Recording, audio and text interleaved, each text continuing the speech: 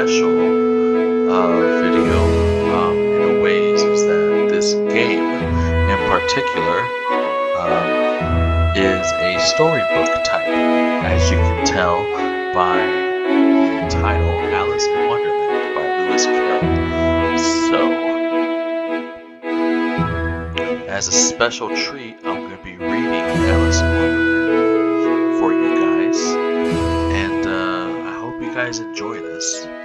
I haven't read in a long time, but hopefully, you guys can understand me, and so on. But yeah,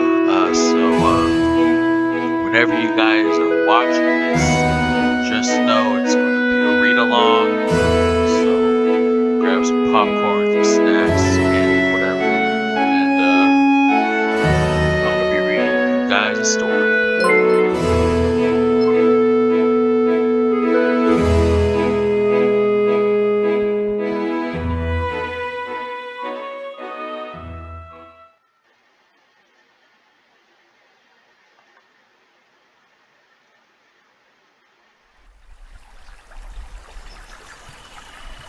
Chapter 1. Down the Rabbit Hole.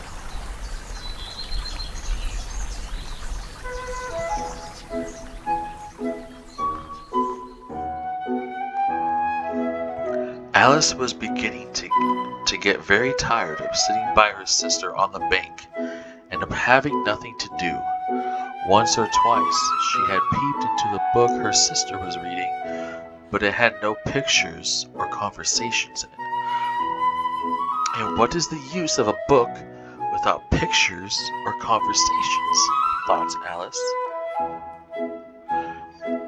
So she was considering in her own mind, as well as she could, for the hot day made her feel very sleepy and stupid, whether the pleasure of making a daisy chain would be worth the trouble of getting up and picking the daisies, when suddenly a white rabbit with pink eyes ran close by her.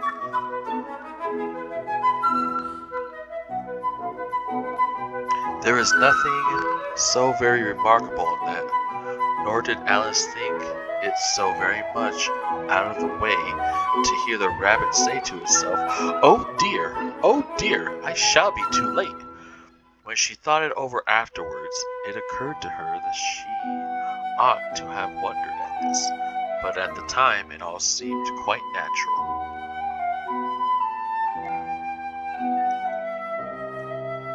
But when the rabbit actually took a watch out of its waistcoat pocket and looked at it, and then hurried on, Alice started to her feet, for it flashed across her mind that she had never before seen a rabbit with either a waistcoat pocket or a watch to take out of it, and, burning with curiosity, she ran across the field after it and was just in time to see it pop down a large rabbit hole under the hedge.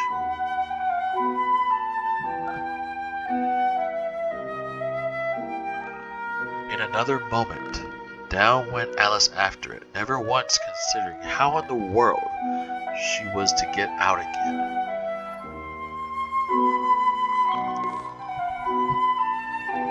The rabbit hole went straight on like a tunnel for some way, and then dipped suddenly down, so suddenly that Alice had not a moment to think about stopping herself before she found herself falling down what seemed to be a very deep well.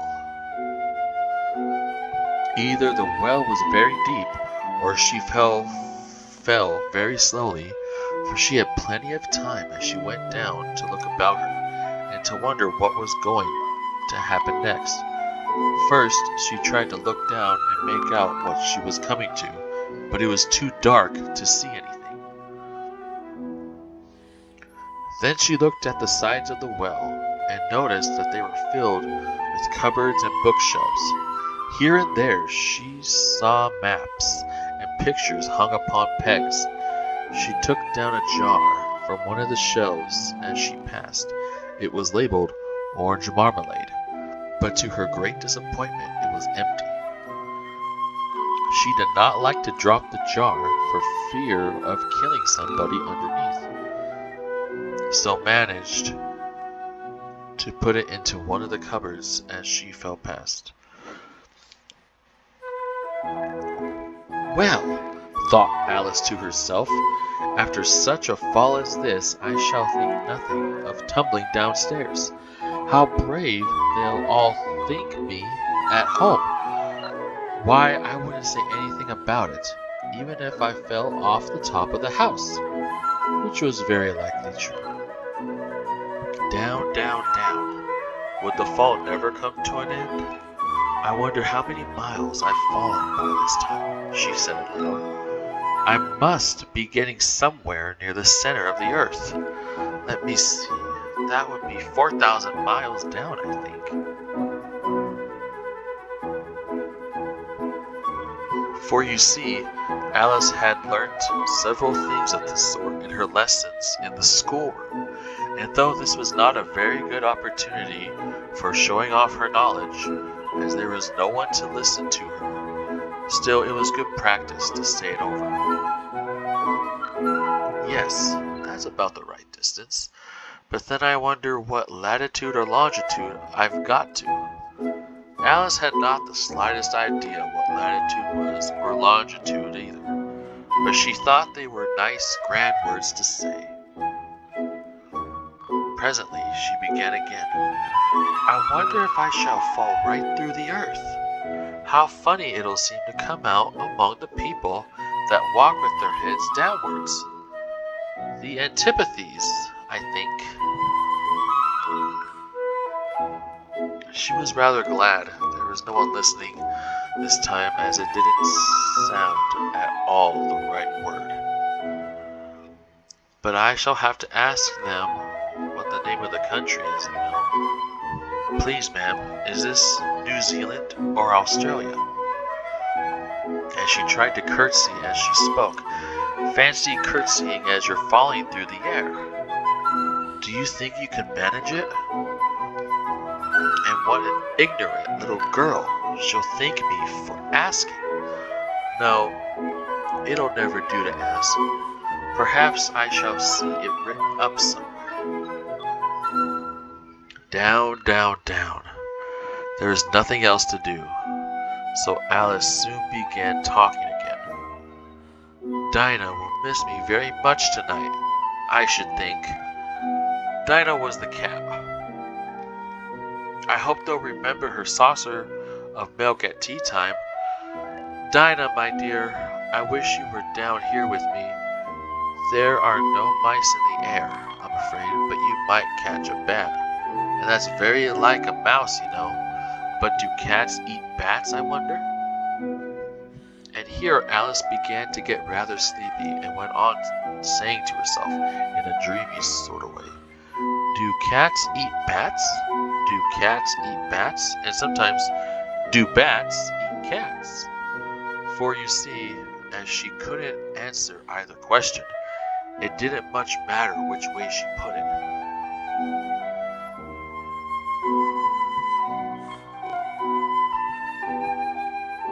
She felt that she was dozing off, and had just begun to dream that she was walking hand in hand with Dinah, and was saying to her very earnestly, Now, Dinah, tell me the truth. Did you ever eat a bat? When suddenly, thump, thump, down she came upon a heap of sticks and dry leaves, and the fall was over.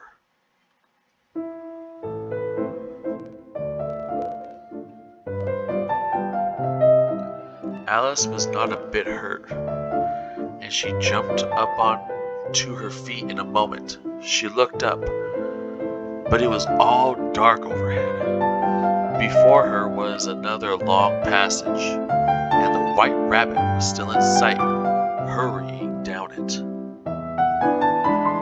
There was not a moment to be lost. Away went Alice like the wind, and was just in time to hear it say as it turned the corner, Oh, my ears and whiskers, how late it's getting!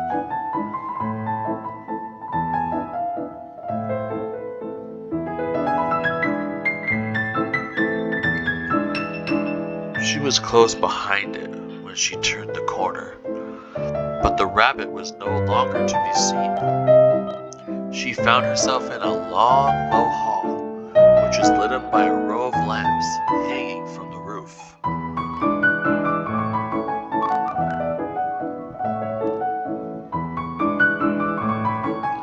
There were doors all around the hall, but they were all locked, and when Alice had been all the way down one side and up the other, trying every door, she walked sadly down the middle, wondering how she was ever to get out again.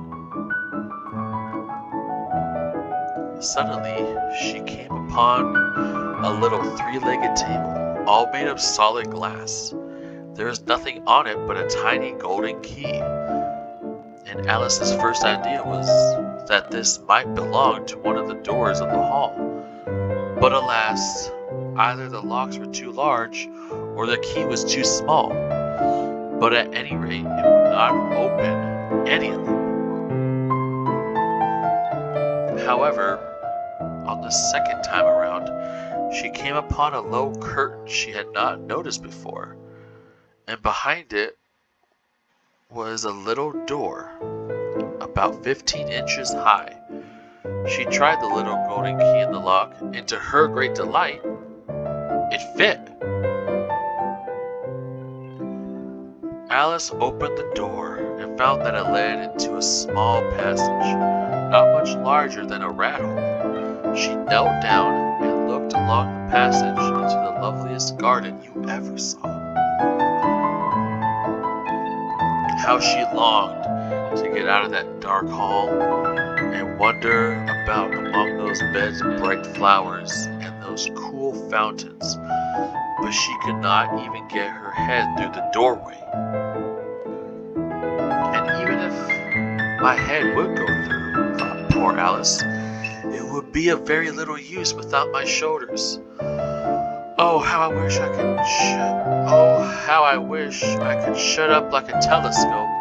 I think I could if I only knew how to begin. For you see, so many out-of-the-way things had happened lately that Alice had begun to think that very few things indeed were really impossible. There seemed to be no use in waiting by the little door. So she went back to the table, half hoping she might find another key on it, or at any rate, a book of rules for shutting people up like telescopes. This time she found a little bottle on it, which certainly was not here before, said Alice, and tied around the neck of the bottle was a paper label with the words, "Drink me," beautifully printed on it in large letters. It was all very well to say, "Drink me," but the wise little Alice was not going to do that in a hurry. "No, I'll look first," she said, "and see whether it's marked poison or not." For she had read several nice little stories about children who had got burnt and eaten up by wild beasts and other unpleasant things, all because they would not remember the simple rules their friends had taught them, such as that a hot red poker will burn you if you hold it too long, and that if you cut your finger very deeply with a knife, it usually bleeds. And she had never forgotten that if you drink much from a bottle marked poison, it is almost certain to disagree with you, sooner or later. However, this bottle was not marked poison, so Alice ventured to taste it, and finding it very nice, it had in fact a sort of mixed flavor of cherry tart, custard, pineapple, roast turkey, toffee, and hot buttered toast. She very soon finished it off.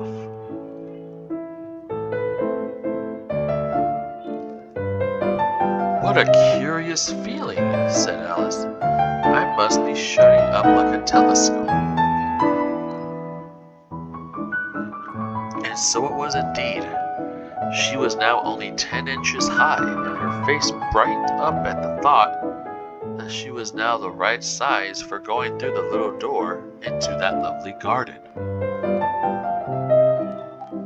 First, however, she waited for a few minutes to see if she was going to shrink any further. She felt a little nervous about this, for it might end, said Alice to herself, end by going out altogether like a candle. I wonder what I should be like then. And she tried to fancy what the flame of a candle looks like after the candle is blown out, for she could not remember ever having seen such a thing. After a while, finding that nothing more happened, she decided on going into the garden at once. But alas for poor Alice, when she got to the door, she found that she had forgotten the little golden key. And when she went back to the table for it, she found she could not possibly reach it. She could see it quite plainly through the glass, and she tried her best to climb up one of the legs of the table, but it was too slippery, and when she had tired herself out with trying, the poor little thing sat down and cried. Come, there's no use in crying like that, said Alice to herself, rather sharply. I advise you to leave off this minute. She generally gave herself very good advice, though she very seldom followed it, and sometimes she scolded herself so severely as to bring tears into her eyes, and once she remembered trying to box her own ears for having cheated herself in a game of croquet she was playing against herself. For this curious child was very fond of pretending to be two people. But it's no use now, thought poor Alice, to pretend to be two people. Why, there's hardly enough of me left to make one respectable person. Soon her eye fell on a little glass box that was lying under the table. She opened it and found in it a very small cake on which the words "Eat me" were beautifully marked in currants. Well, I'll eat it, said Alice, and if it makes me grow larger, I can reach the key. And if it makes me grow smaller, I can creep under the door. So either way, I'll get into the garden, and I don't care which happens. She ate a little bit and said anxiously to herself, Which way, holding her hand on the top of her head to feel which way it was going, and she was quite surprised to find that she remained the same size.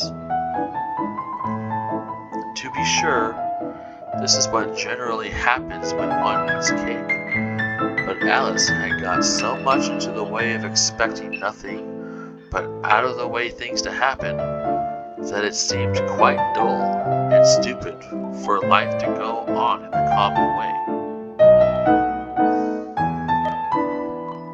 So she set to work, and very soon finished off the cake.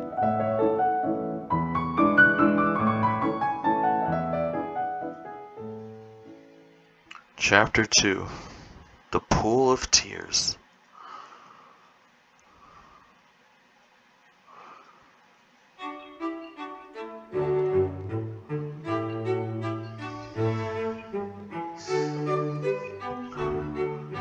Alright everyone, I'm going to stop it here.